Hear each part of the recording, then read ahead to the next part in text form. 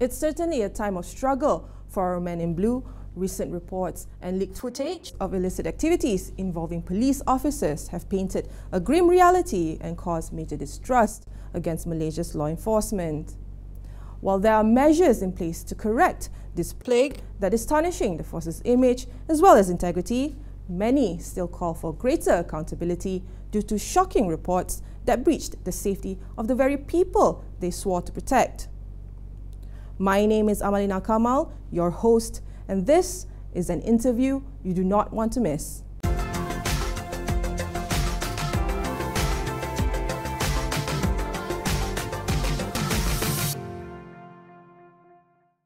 Here to address critical issues and serious allegations within the force, I have with me Bukit Aman's very own Department of Integrity and Standard Compliance, JIPS, Commissioner of Police, Datuk Sri Azri Ahmad. Welcome, Datuk Sri. Thank you. It's a pleasure to have you here with us.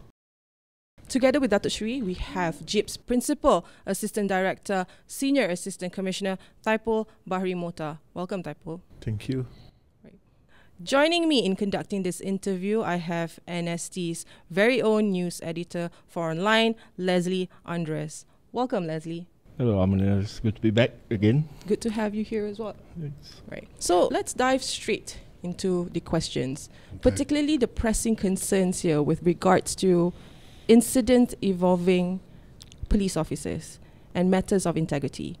I just want to understand JIPS' stance when it comes to internal oversights.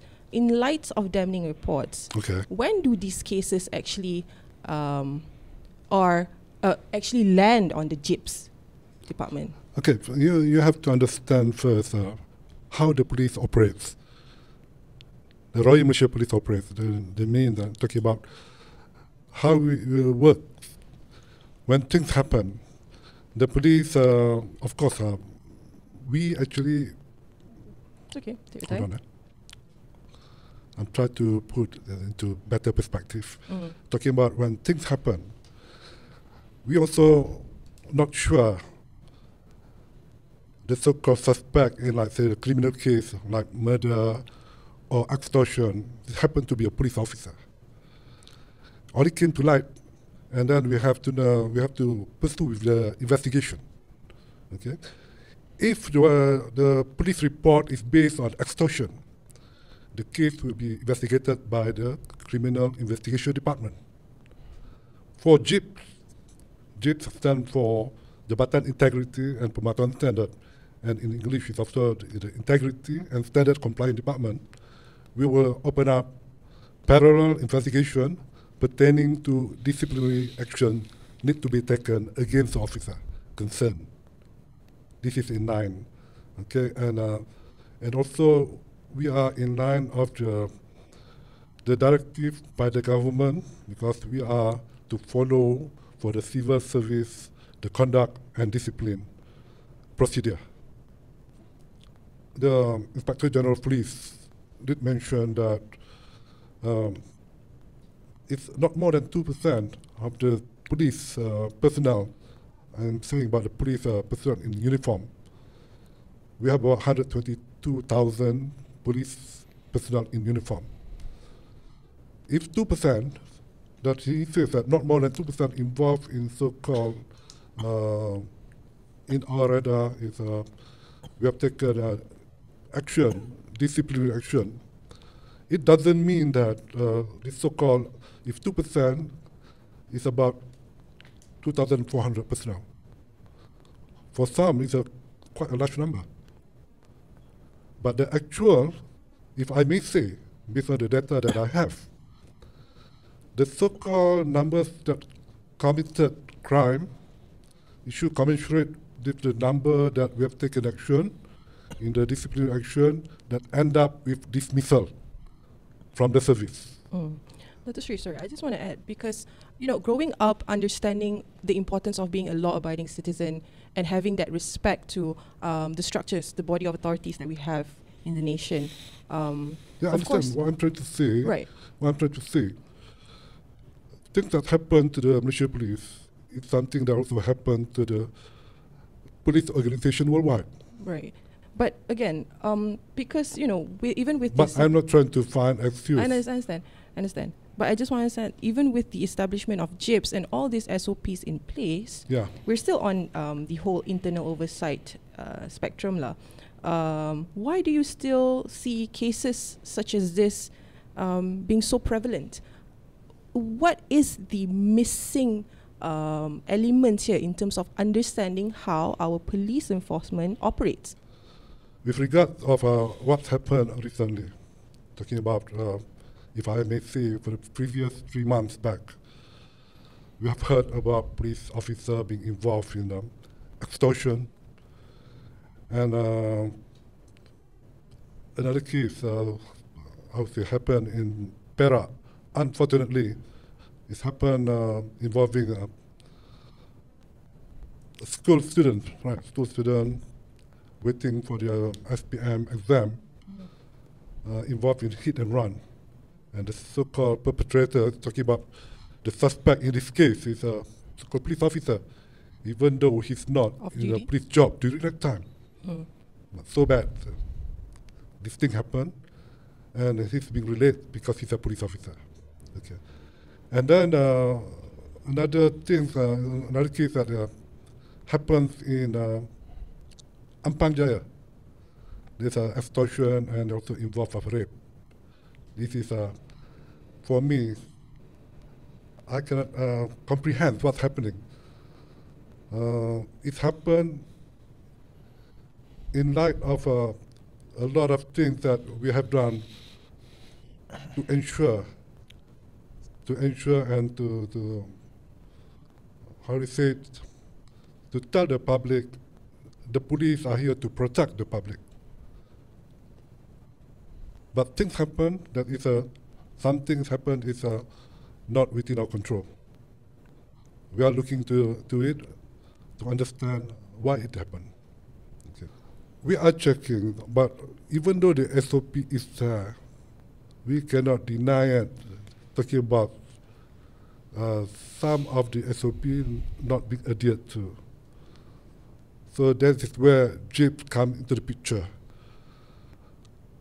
Together with me is SCC Taipul Baharis. It's a principal for this talking about compliant branch under JIPS. The way we operate, talking about to make sure these people follow the SOP, we will go down and look into the process, work process, whether adhered to it or not. Right. I mean, Tuan Taipul, maybe you can add to this, because we want to understand. Just now, Datuk Sri also mentioned when JIPS came in, it's honestly during a time where people, I suppose, officers, when they see JIPS coming in, they know they're already like, okay, there's problems. I am being investigated and I am being... Okay, that's another thing, talking about right. whether the competence enough. Yeah. That's another thing. Year 2024 supposed to start with a brighter hope. Talking about you may see a better situation that, but what we have seen, talking about the public outcry, because so many report and viral in the news, it's about the police. About the police talking about miscarriage of justice. It shows that we started on the wrong foot, giving the public talking about a wrong indication that talking about perception that the police is not doing their job. Yeah. So how do we correct this perception? And with this whole campaign of starting 2024 with a brighter hope, brighter future. So how do we steer that? Why I'm saying it because previous year we have put up so many things to our IGP issued out a special instruction. For example, he issued out what do you call it? IGP Directive number 191. It's a total enforcement on this for the supervisory, taking care of their subordinate. We are looking very much into this. We introduced it sometime, talking about the directive issued in August. He gave about 3 months for that to be undertaken seriously by November. I mean, by end of November. And but these things, whether it's yet to be digested along the line, even though this so-called, I mentioned about this directive is what they call it, Regulation 3C, in this so-called civil service or the conduct and discipline rules and regulation, clearly mentioned that it's a job of a supervisory officer to make sure the job done by their subordinate follows the so-called SOP. Right. It's clear that there is an oversight when it comes to the trickling of information, or at least the how do I say, the operation, chain of command of sorts. Maybe Tuan Taipo, you can give more insight in terms of the cases that you handle, especially when they come to you. How do you, what's the immediate action? How do you address like cases as such as like rape? These are serious allegations, right? Serious crimes, rape, misappropriation, all that. To answer this question better, I explain the main role of compliance branch. Whereas the main role of the compliance branch is to ensure that all members of PDRM comply with the current rules as stated in the law, regulation, standing order, instruction, and standard operating procedure. Also acting as a check and balance to prevent the occurrence of misconduct such as corruption, abuse of power, and distortion. To enforce the compliance, we conduct compliance check through 3 methods. First, proactive compliance check. Okay. Example, through spot check or observation or integrity testing. On the PDRM, personnel at the ground involved, element working in the field such as inquiry counter, lockup, roadblock. Also, we check the work environment, focus on cleanliness. We also inspection of firearm, vehicle, and all logistic equipment supply. Also, random check on urine test for certain or targeted personnel PDRM. Second, regulatory compliance check. This checking involves inspection of the management of investigation and administrative document, such as investigation paper, involve crime, commercial crime, traffic, narcotic, and management. Also inspection on exhibit item.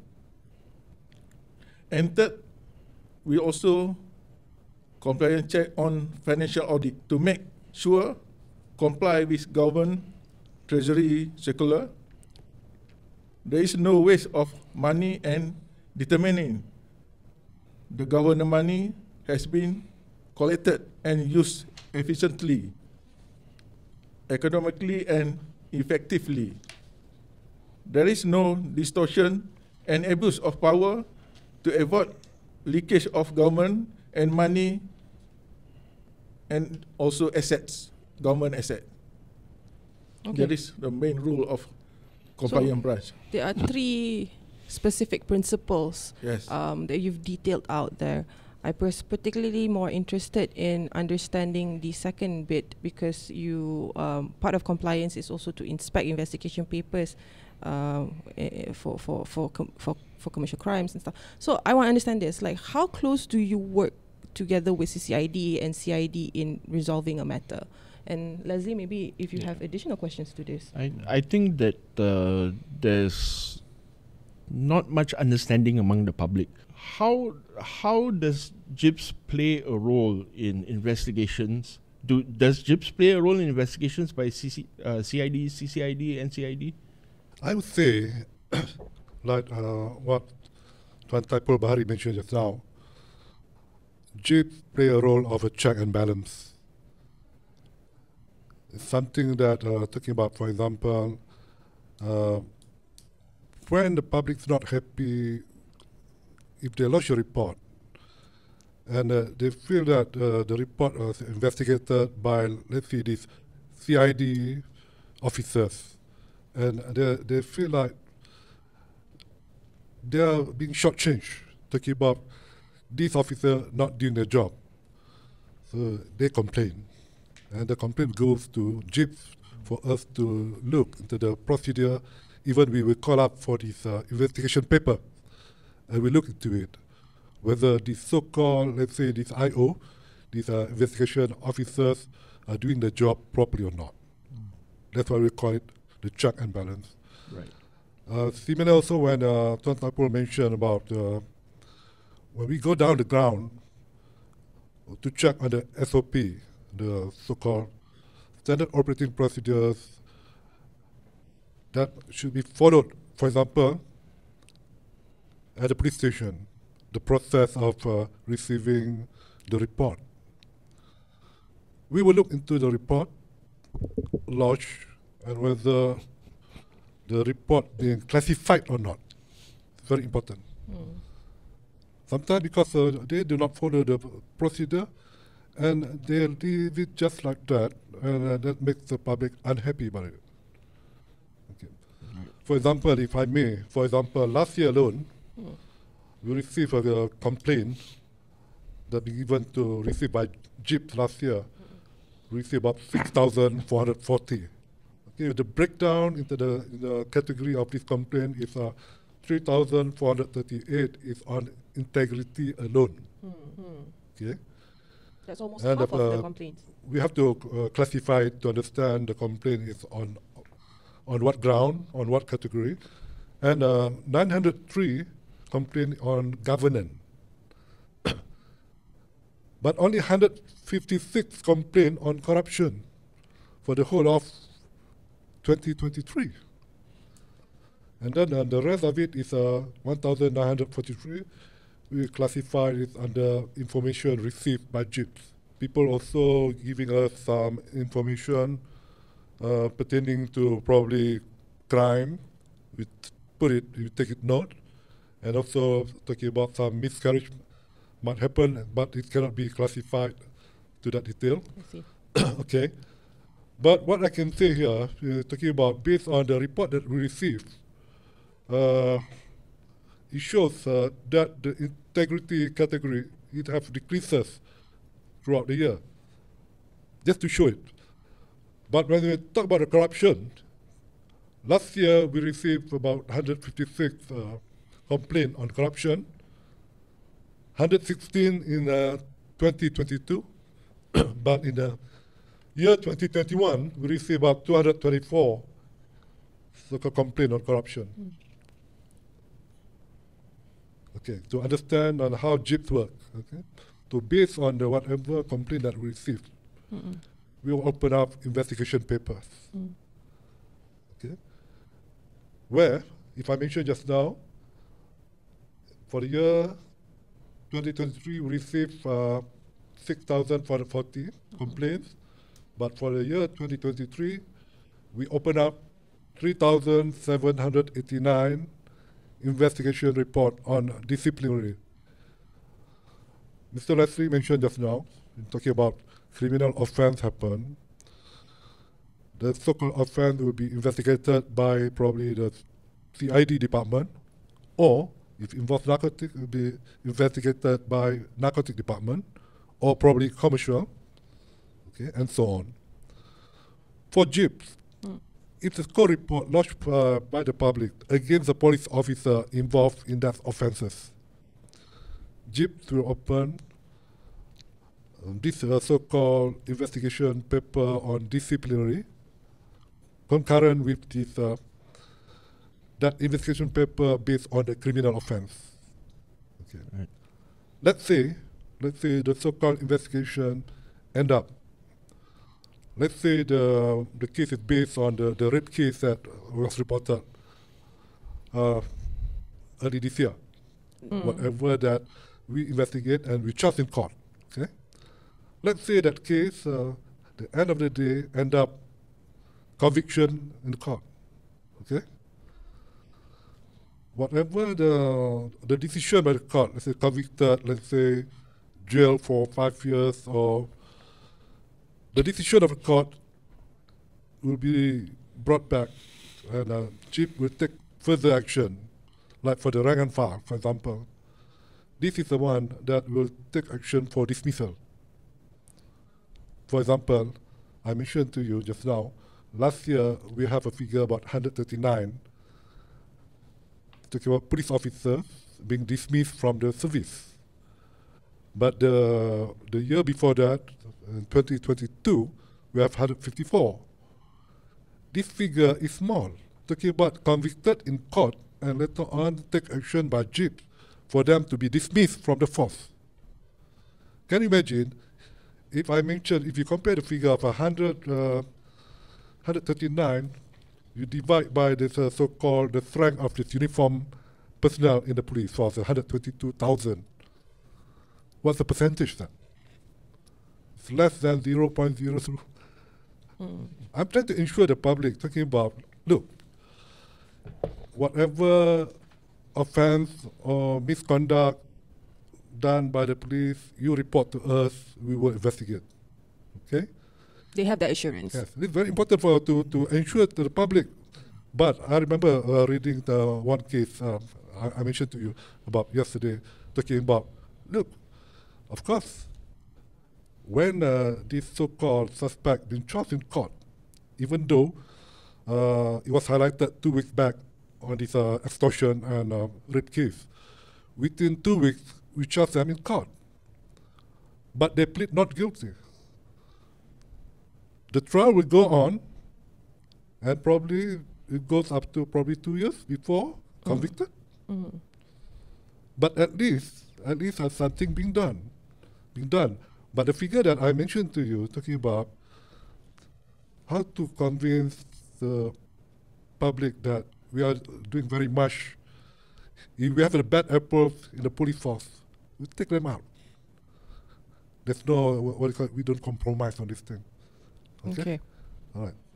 Before we get into, the investigation, the whole internal oversight thing, let's going back to the root cause of it, like in terms of training, are there plans to bolster more innovative trainings to remedy this apparent shortcomings? It all boils down to assuring the public, like you said, Datuk Sri, right? Yeah. Is the police force now actually being more open in coming out with statements and saying, this happened, the allegations are it was committed by a police officer or rank and file personnel, but we are taking action. We are coming out in the open and saying, this is what we're doing. Yeah, we are not going to cover up. The allegations are against so and so policeman or police officer, and we are taking action, and we are showing you that we are taking action.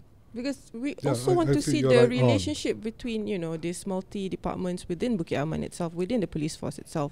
Because nobody works in silos, right? To be effective in achieving a goal, there should be cross-collaboration between multi-departments. So from whatever we just discussed, one thing, from the training aspect, what are the innovative methods being introduced to ensure that there are lesser and lesser occurrence of all these cases being reported? Second would be what Leslie mentioned in terms of transparency. When there is a report, when there is an event, an incident, immediately address it. Third would be the whole cross-collaboration between the departments within Bukit Aman. You're pointing at how we react, right, to things that happen, reported in the news, viral way, then making people having this color perception of the police is bad, really bad, right? Unfortunately, there might be somebody that maybe to come out and explain quickly. Is that something that we would like to have the kind of somebody that come up to explain, hey, what's going on? Right. Yeah. From JIPS perspective, we have to say that we have tried very much, but things happen. For example, to strengthening the integrity of personnel is a job of my department. But having this 134,000 personnel, inclusive of this civilian staff also working in the police force, we do have all this data to show that costs that put up for them to strengthen their integrity throughout the year. Being done. All the data shows that. All the SOP in places. And then talking about the proactive action taken by the compliance branch, we have, for last year example, more than 500,000 inspections done by the compliance department throughout the country. But things still happen, reported in the news. Only then I asked myself, what happened? After all what we have put in places, then one thing that I can conclude, probably that maybe it'd be more worse if nothing being done. Right. But of course, for me, it's easy. Back to the drawing board. To look, to analyze what went wrong. For example, that personnel that involved, we have a personnel that involved in the Ampang case, in the extortion case. It's still in service, not confirmed yet. That's a question that probably we have to review our intake for the rank and file. Talking about, like yesterday when Tan Sri IGP called for the special meeting, he did come up with an idea that we have to look further, really to look whether the people that coming to the police force is really have this integrity in them, really intact. I cannot measure your integrity. I cannot see it. So it's not easy, but we have to try at least to get the best people to join the police force, right? That we're trying to do. So the way I put up, having that the report that we received, the program that we do have in the police force, just to control, promoting, strengthening integrity, so that our people do not commit this crime or misconduct or whatsoever. And on top of them, having this compliant branch to do a check, proactive check, and even myself, from month to month, I'll go down to the district to check on the district on their procedure. This is a special instruction by the IGPs for all directors to go down to the ground and check on this all this district, what's happening. Sorry, Yeah. you were talking about the Ampang case. You said something about still in service. What do you mean by that? Not confirmed yet. New in service. Talking about it being posted. Oh, new Yeah, in service. New in I'm sorry. service. That means okay. when we check, we have to check what happened to him. He just got up from the training, joined the petrol car. Talking about, not confirmed yet. Hey, what happened? I thought you were being trained well. In the Pusat Latihan when Pulapur, you've been trained, given all these directives. What happened? Sorry, Yeah. you were talking about the Ampang case. You said something about still in service. What do you mean by that? Not confirmed yet. New in service. Talking about him being posted. Oh, new Yeah, in service. new in I'm sorry. service. That means okay. when we check, we have to check what happened to him. He just got up from the training, joined the petrol car. Talking about, not confirmed yet. Hey, what happened? I thought you were being trained well. In the Pusat Latihan when Pulapur, you've been trained, given all these directives. What happened? Right. So we have everything, the regulation is all there. But things happen. Now the problem now how to win back the trust from the public. I hope my explanation whether can really justify, but I'm not trying to find excuses. To me, back to the drawing board, to keep on finding ways and means how to make sure we deliver, because the public need our protection. They don't need the police to extort them. When you say go back to the drawing board, do you think there's a need for a more aggressive approach to ensuring that people within the police force have more integrity, have more, don't but some commit of them crimes? it's not within our control. For example, if you go back in terms of the salary, this is also voiced out by some Watchdogs NGOs groups, yes. brought up in the news talking about the police officers need to have better pay. But there's questions That's with one of regards the- to that as oh, well. right. Yes, correct. But would better pay guarantee integrity? Have you seen this? Some of these housing area, they employ their own guard, Yep. even though there's a police doing this patrolling around. The coverage that is not enough, right? To them, they have more money to spend and to employ these private guards, talking about security guard. Some people say that this is one way to go about to give better pay, so that if I compare to Singapore, I cannot compare to Singapore. Singapore is a small country. But Malaysia, can you imagine how big is Malaysia compared to Singapore?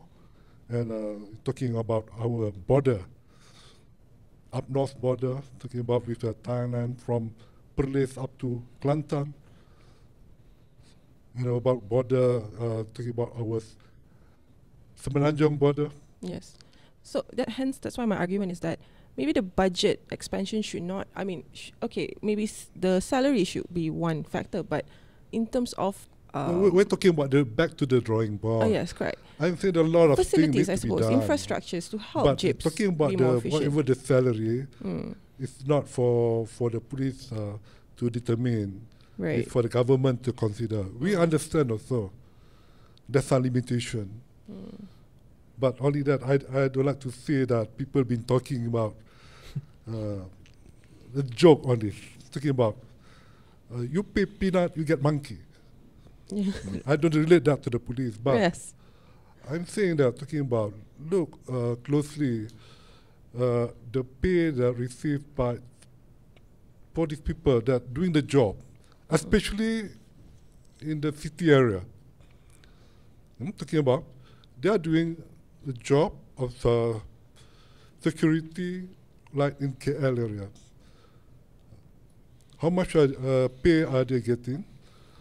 In the cases like, if they are not being provided housing, quarters of housing, and they have to rent outside, how much it costs? The housing allowance for this rank and file is about 300 ringgit. Can you find the quarters to rent in Kuala Lumpur for that amount? Very low. That's the biggest headache that we're having now.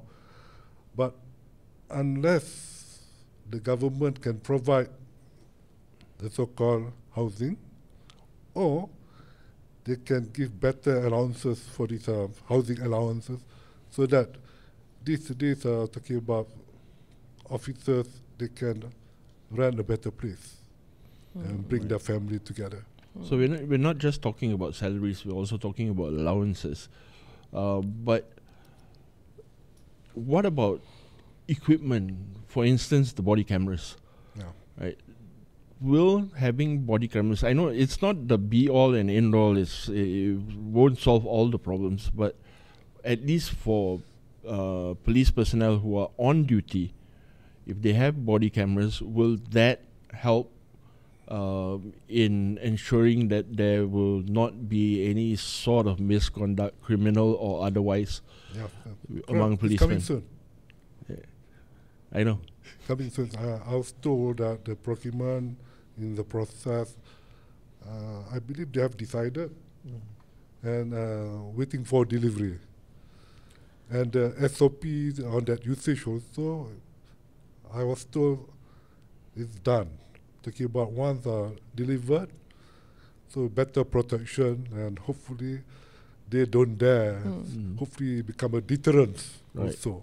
I think the bigger questions to these body cams that a lot of all these NGOs are also talking about, which I totally understand, is how is the data going to be managed? Because these are burning questions. I'm not involved in the procurement process. I see. But I was told that this body-worn camera will be fitted on your uniform. When you go back, you finish your job, you have to download immediate on what do you call it? They have the body worn, once taken out from your uniform, that will be the housing.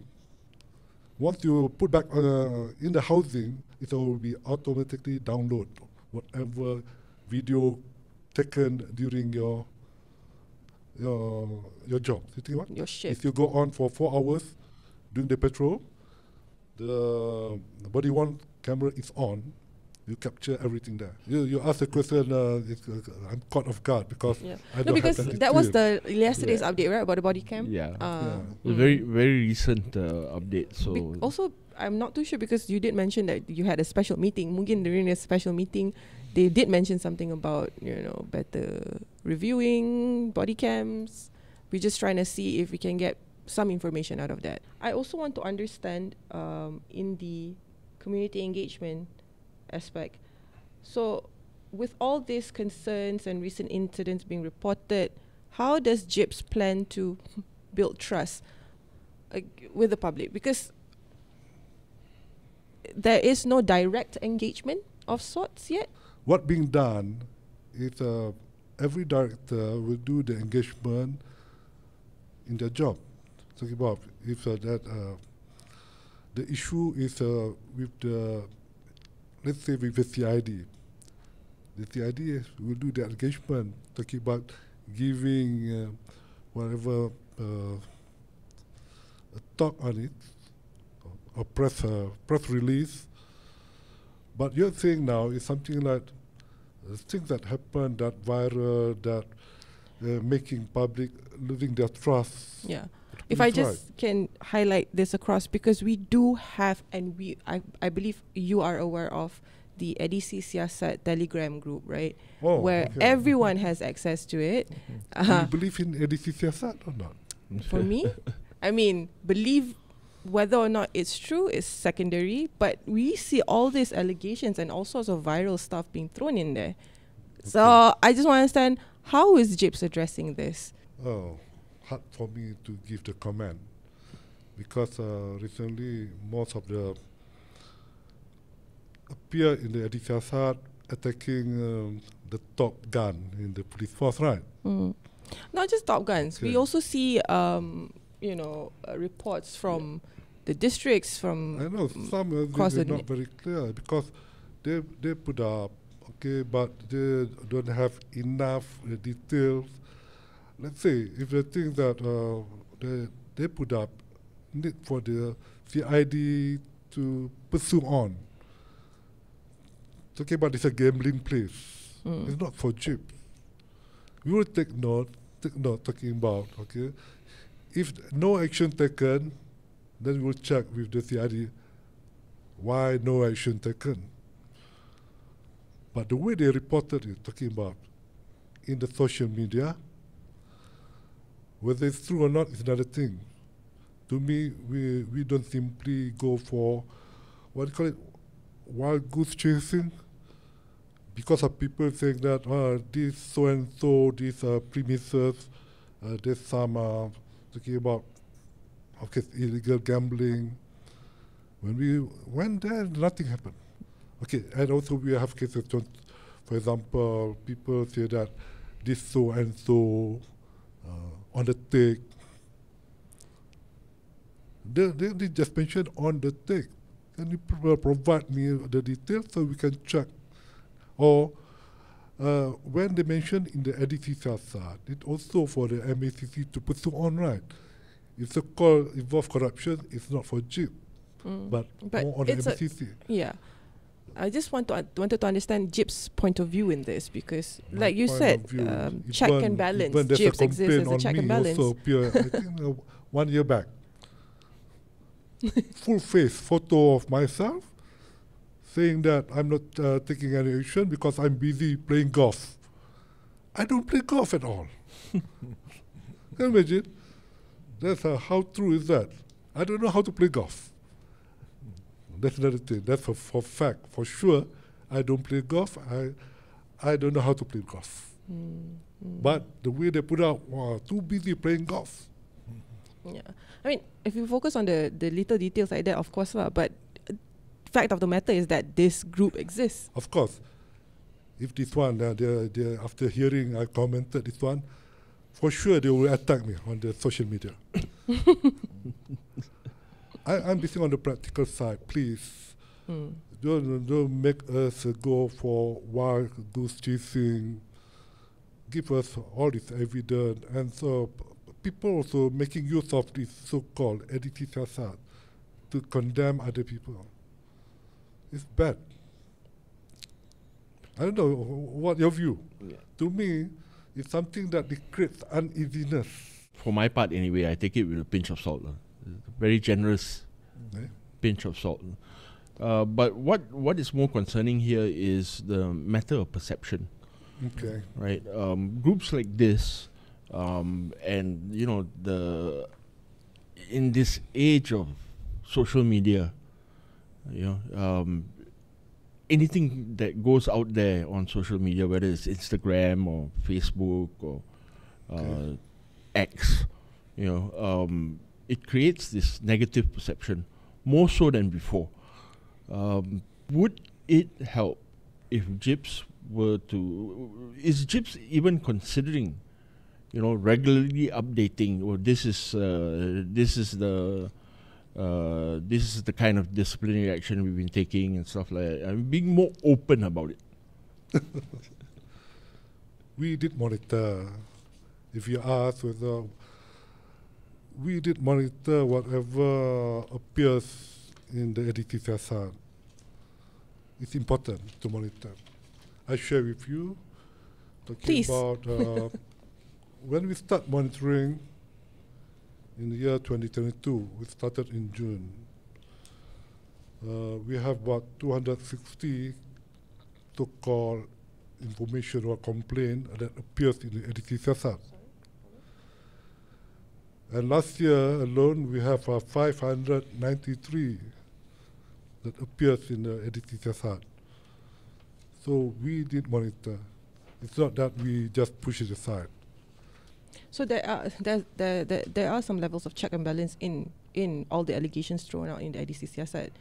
Say it again? There are check and balance processes being done for the allegations being thrown in the EDC siasat. They've been saying, look, remember if you read in the EDC siasat, sometimes they said that, see, they have mentioned it before, they are right. Okay, but anything else you want to share with us on this EDC siasat? Do we have access to that book? I'll say thank you very much having us here. Yeah, I do have one more question that I want to ask with regards to the whistleblower protection. You know, in an environment where exposing corruption can be very perilous, Dato' Sri, can you provide explicit details on how JIPS is fortifying mechanisms to protect whistleblowers? The problem with the whistleblower, because there's some article in that saying that they have to follow the so-called criteria that meet the whistleblower protection. The so-called whoever complained, they did not follow it. So nothing much can be done. For the whistleblower, let me quote the actual, okay. It's okay, take your time. the whistleblower protection is under Act 711. Right. Okay, the problem, the limitation to utilize this act because the fact that information providers who ought to be safeguarded under the act, they must adhere to the guidelines for the implementation of the act. That's a problem. So people are breaching the guidelines, basically. Hence, that's why they are not able to be protected under the whistleblower. Some that I was told, was mentioned to me, talking about if whatever the information provided for them to be under the Whistleblower Act, that so-called information is a first-hand information, original information. It's not shared with other people yet. That's one of the most important thing about this so-called act. If the information is talking about second-hand or third-hand, it's no longer that make you can be protected under that Whistleblower Act. So you're saying that the credibility... And some of them, they give the information, but they don't want to be known. That's right. They don't want to be under the Whistleblower Act. Right. So, but so how does JIPS attend to Maybe this? my answer is not strong enough, but because you better ask proper people on this one, because we do have people that come to us with whatever information, but they do not qualify to be put under this Whistleblower Act. Because the only reason why I asked is that I just wanted to know if there were instances where JIPS properly enforced the whistleblower protection for, you know, cases that are serious, in which JIPS say, yes, we will take effect this particular act. I think you better ask probably MACC that can explain better, because I remember they do have people under this protection. Maybe this under this protection witnesses fall under this one also. Right. But only because of coming to JIPS. Remember, we are looking in terms of disciplinary action, not criminal action. That's why you must understand the role of JIPS. We don't execute our personnel up to talking about severe as of a criminal investigation or narcotic, but based on the investigation done by them that end up conviction in court, only then given to us to take further action for dismissal from the force. And this is the process. So the so-called Whistleblower Act, in case of misconduct, that does it warrant this so-called of the importance of it? But this question will definitely be but thrown. one other thing, we do have this hotline, okay, that for our internal personnel, talking about like they posted in district, they came to know about misconduct happening at the district, call us. This kind of talking about that from that information. This something that we are looking for a plan to intervention before things become worse. Okay. Like just now, Ton Taipul mentioned about the compliance. We are unable to go to everywhere. Understand? Because the force is very big throughout the country. But having this hotline, we receive information that the need for us to check on the compliance over there. Okay. At least something. And this hotline is directly will be managed under JIPS. But that's better than Whistleblower Act. In your view. We more on misconduct. Right. Again, this is about perception, right? I think the common perception out there is if a policeman or police officer investigates another police officer, nothing's going to happen. right?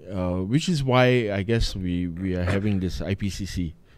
How important is the IPCC?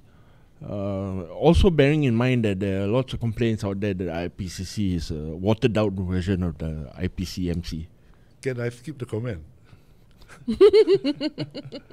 Reason being, because even though the IPCC Act being enforced, was it last year?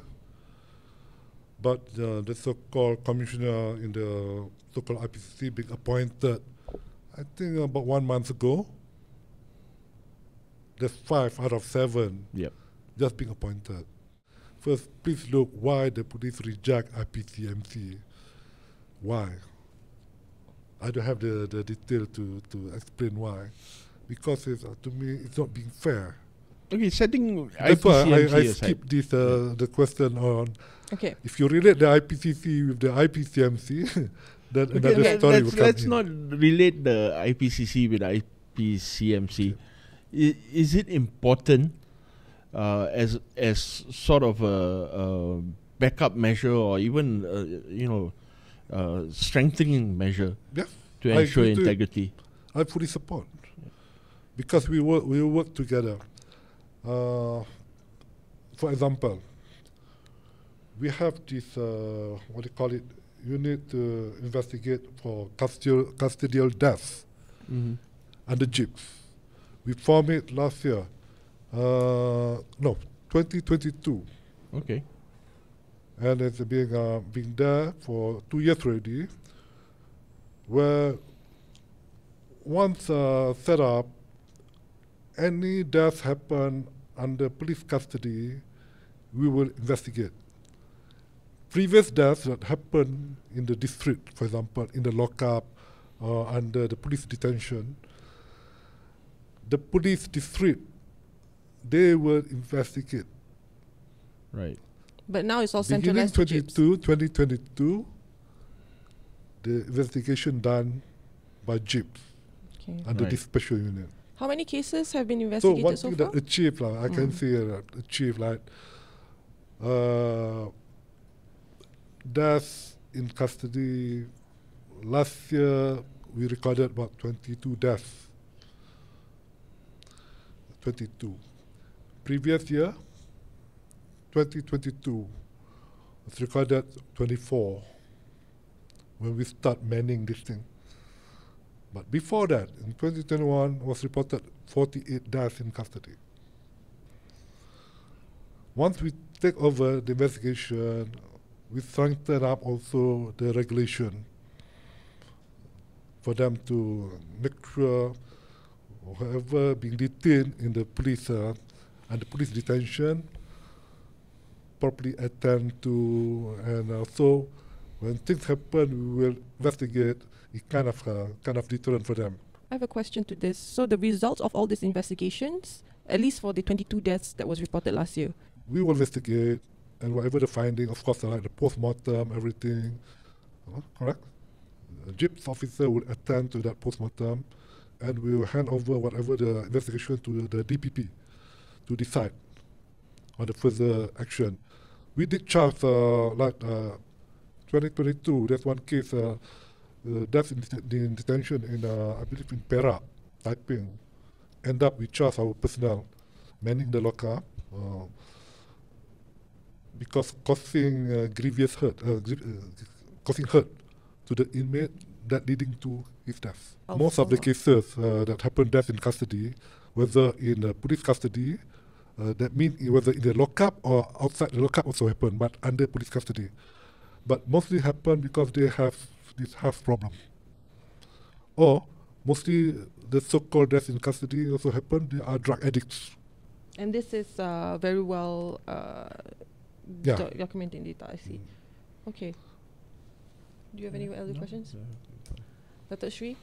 Then once again, and Tuan Taiwo, I would like to thank both of you for being here, for spending time with us. One thing I would like to address is that just now I mentioned about having to understand what a law-abiding citizen is, and having to also understand why we need to respect law enforcement. I personally feel that there needs a to be better or greater transparency among our body of authorities. And for today, JIPS having to sit in with us, I think that's very commendable. Again, I would like to thank our panel here as well as to our audience. Like, comment, and subscribe. Please follow us on all our social media channels, NST Online, on Facebook, Instagram, X, as well as Twitter. My name is Amalina Kamal. Thanks for watching.